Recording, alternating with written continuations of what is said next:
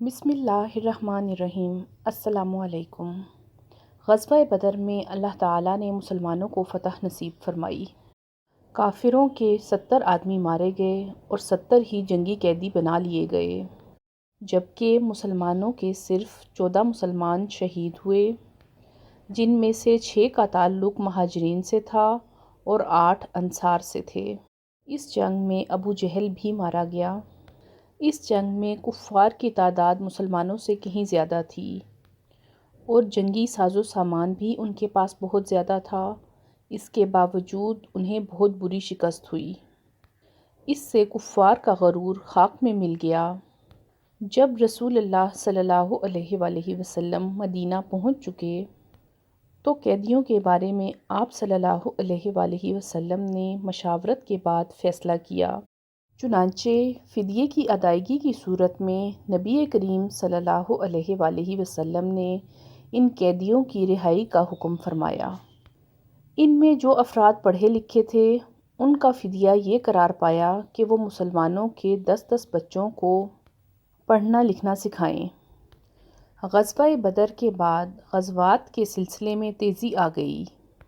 3 ہجری میں غزوہ بحران، غزوہ غطفان، غزوہ حویر الاسد اور غزوہ احد اس سال کامیابی سے لڑے گئے۔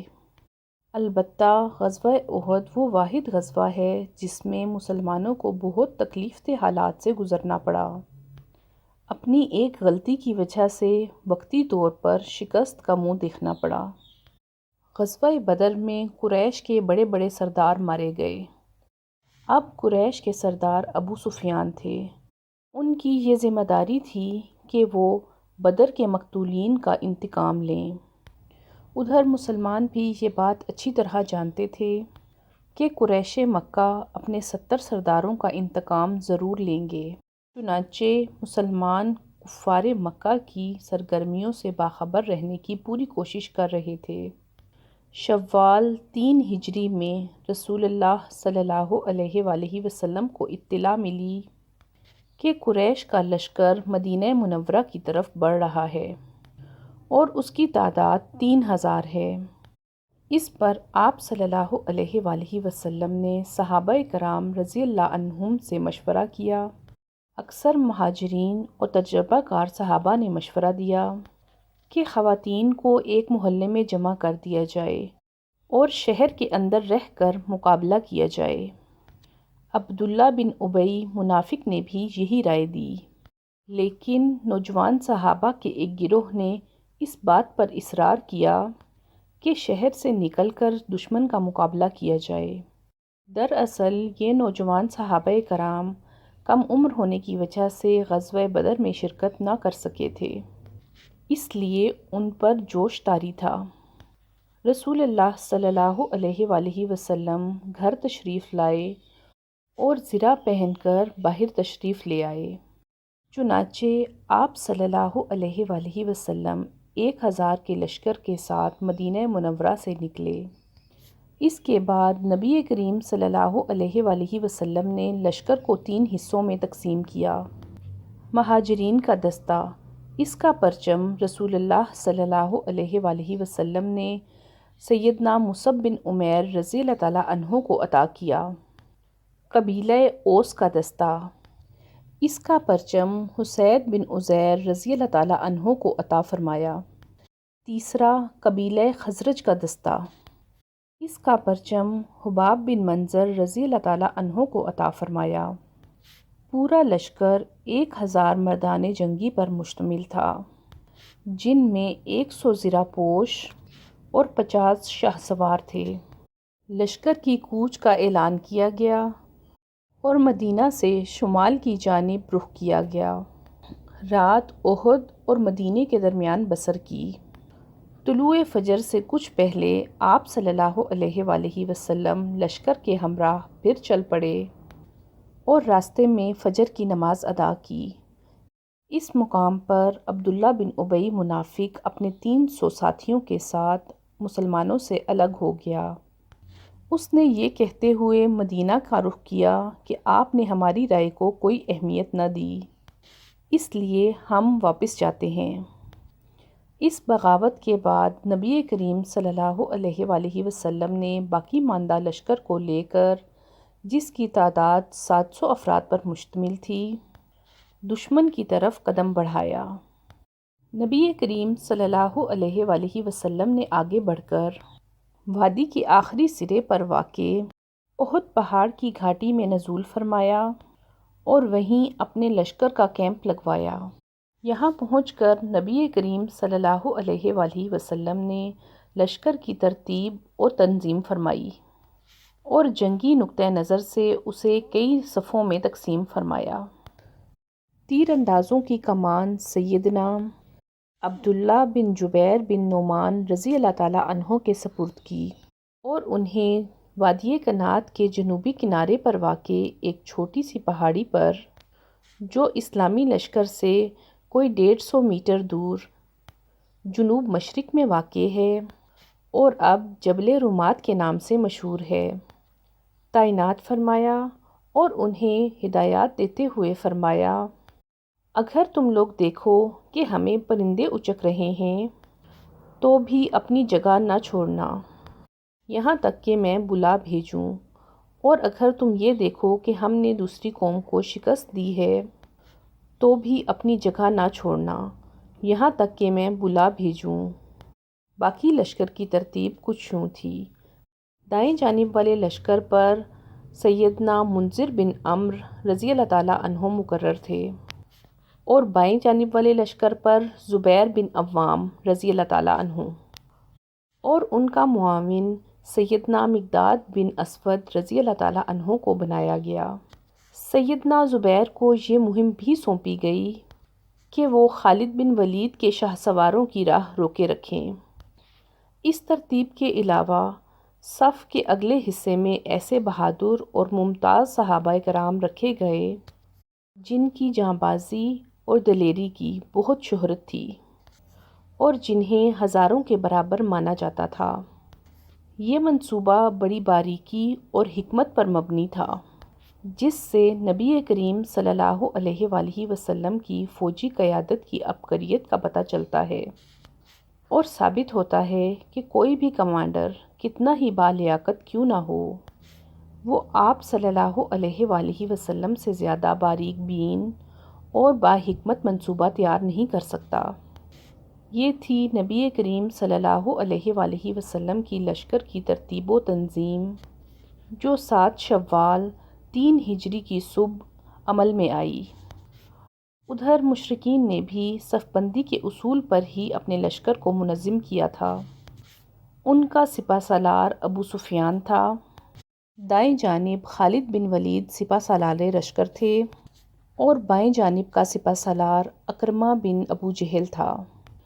پیدل فوج کی کمان صفوان بن امیہ کے پاس تھی اور تیر اندازوں پر عبداللہ بن ربیہ مقرر ہوئے۔ اس کے بعد دونوں فریق آمنے سامنے آ گئے اور لڑائی کا مرحلہ شروع ہوا۔ کفار کی جانب سے طلحہ بن ابی طلحہ میدان میں اترا اور اس نے مسلمانوں کو للکارا۔ اس کی للکار سن کر سیدنا زبیر رضی اللہ تعالیٰ عنہ میدان میں اترے اور ایک ہی وار میں طلحہ کا کام تمام کر دیا۔ اس کے بعد جھنڈا طلحہ کے بھائی عثمان نے اٹھا لیا۔